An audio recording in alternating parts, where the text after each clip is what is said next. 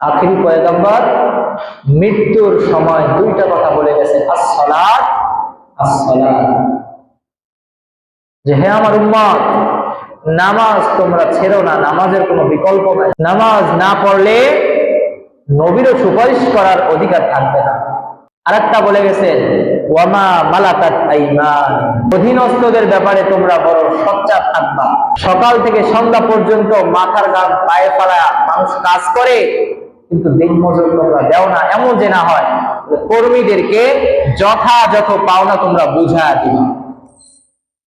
কিন্তু এখানেই আমাদের দেশে, শুধু আমাদের দেশে না, সব জায়গায় সারা বিশ্বে হাজার হাজার কর্মীরা তাদের ন্যায্য অধিকার থেকে বঞ্চিত।